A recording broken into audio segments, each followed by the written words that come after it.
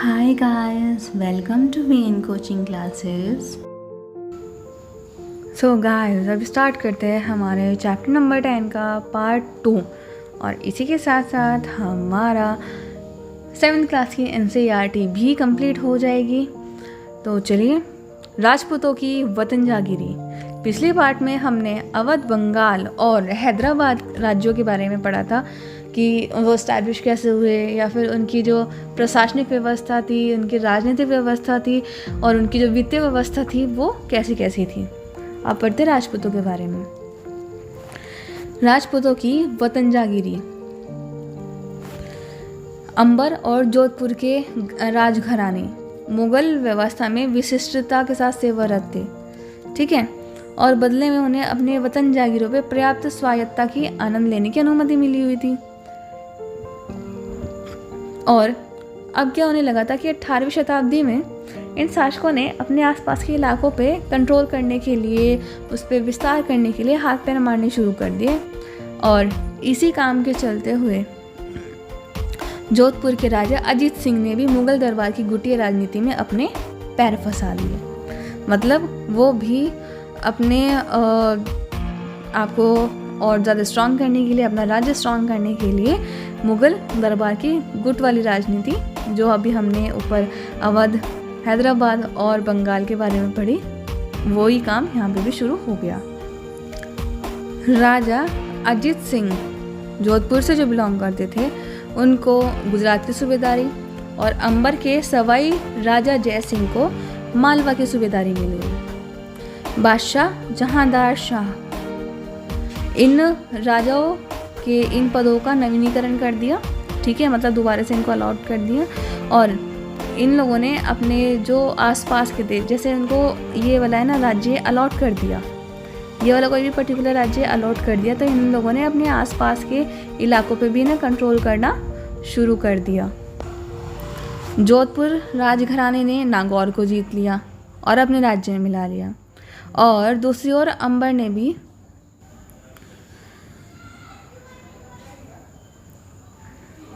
बूंदी के बड़े बड़े इलाकों को अपने कंट्रोल में कर लिया, ठीक।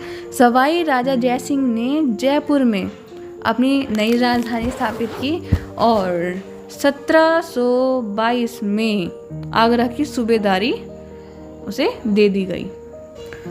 फिर मराठों ने क्या किया, अपना कंट्रोल इन रजवाड़ों पे डालना शुरू किया, और जिससे इनका विस्तार आगे होने से रुक गया। जयपुर के राजा जय सिंह के बारे में बताया गया है 1732 के एक फारसी वृत्तांत में।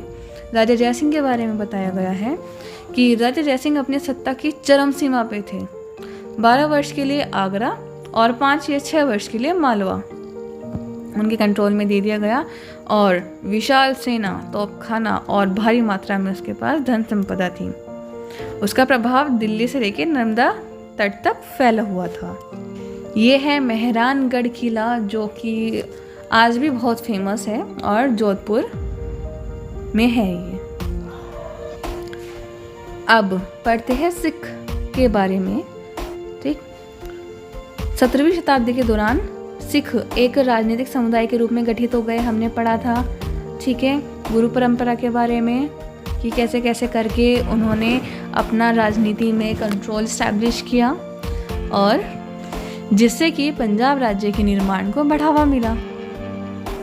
गुरु गोविंद सिंह जी ने 1699 में खालसा पंथ की स्थापना की, और स्थापना से पूर्व और उसके पश्चात राजपूत और मुगल शासकों के खिलाफ कई लड़ाइयाँ लड़ी।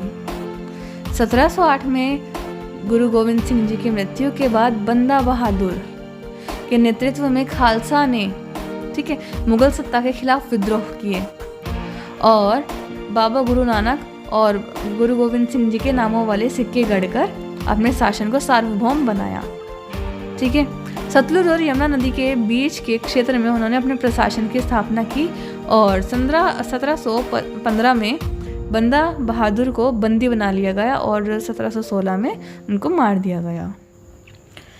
18वीं शताब्दी में कई योग्य नेताओं के नेतृत्व में सिखों ने अपने पहले जत्थों में और बाद में मिसलों को संगठित कर दिया और इनको मिला के वो दल खालसा दल कहलाता था। इन लोगों का रूल था कि बैसाखी और दिवाली पे ये लोग अमृतसर में मिलते और इन बैठकों में वो सामूहिक निर्णय लिया करते थे, जिसे गुरमत्ता या फिर गुरु के प्रस्ताव कहा जाता था। सिखों ने एक राखी व्यवस्था का भी प्रारंभ किया।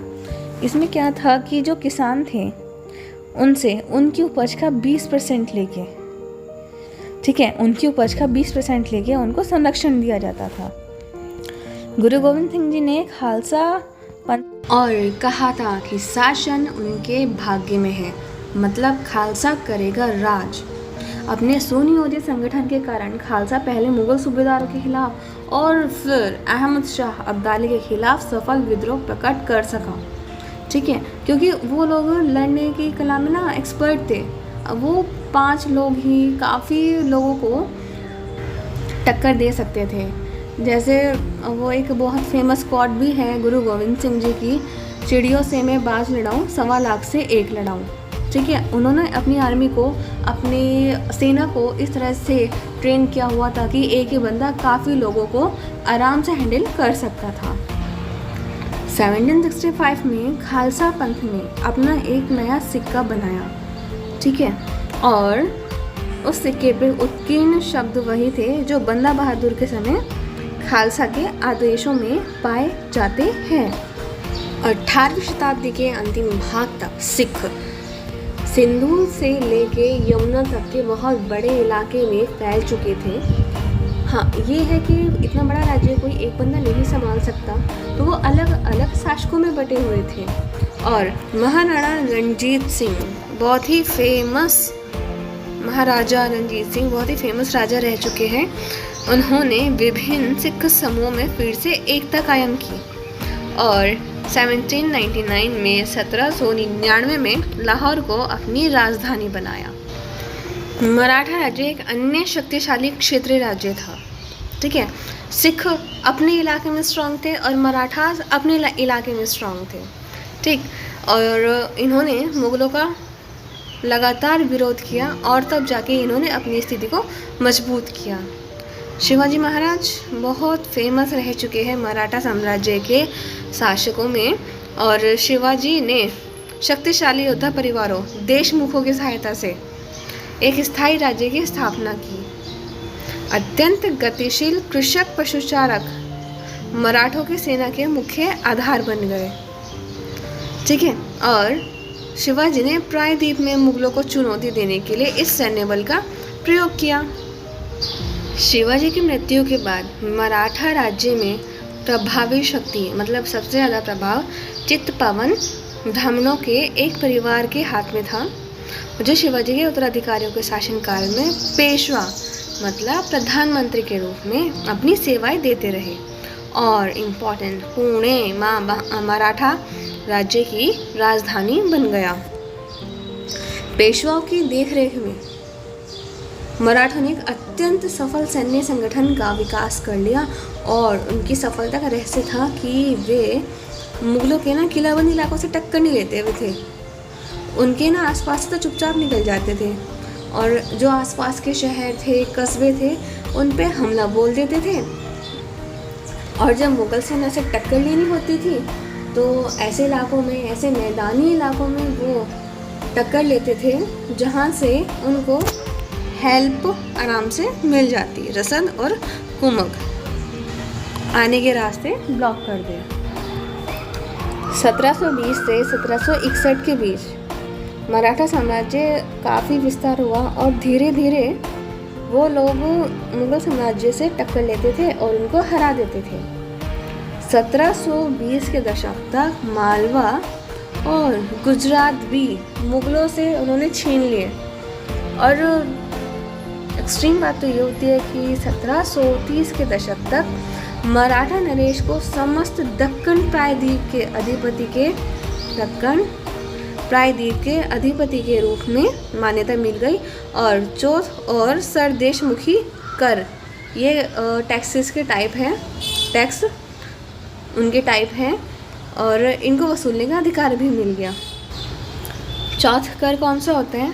ज़मींदार द्वारा वसूले जाने वाले भू राजस्व का, मतलब भूमि के राजस्व का 25%। और दक्कन में मराठा वसूलते थे, ये हमने अभी पढ़ा है।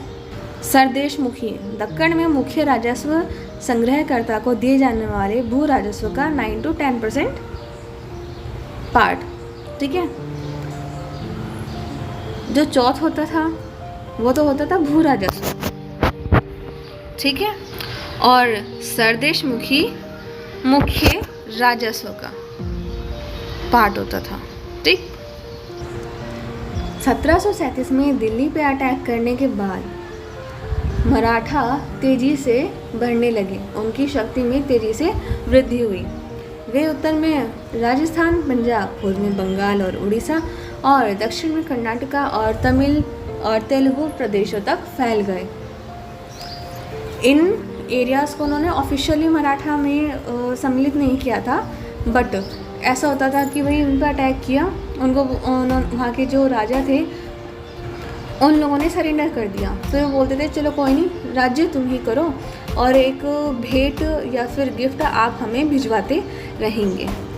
ठीक है, फाइनेंशियल रिसोर्सेज तो बहुत अच्छे हो गए थे इससे मराठा लोगों के, बट प्रॉब्लम हुई कि इनके जो सैन्य अभियान थे, मतलब जो अटैक करते थे ये लोगों पे, उनको लूटपाट करते थे या फिर जो उनसे धन ले लेते थे, उसके वजह से जो शासक थे ना वो भी इनके अगेंस्ट हो गए। और इसका रिज़ल्ट ये रहा कि 1761 में पानीपत की तीसरी लड़ाई में जो अन्य शासक थे जो मतलब गिफ्ट वगैरह भिजवाते थे, उनसे मराठास को कोई भी हेल्प नहीं मिली। एक बार किसी भी एरिया पे विजय अभियान पूरा हो गया तो मराठों का राज्य सुरक्षित हो जाता था। फिर धीरे धीरे वहाँ से भू राजस्व भी मांगने लगते थे वो लोग, जिससे ये होता था कि वो लोग ना कृषि को और बिजनेस को बहुत ज़्यादा सपोर्ट किया करते थे, और जिससे सिंधिया, गायकवाड़, भोंसले जैसे मराठा सरदार काफ़ी अच्छी सेना खड़ी कर पाए। 1720 के दशक में मालवा में मराठा अभियानों ने उस क्षेत्र में स्थित शहरों के विकास एवं समृद्धि को कोई हानि नहीं पहुंचाई। ठीक है,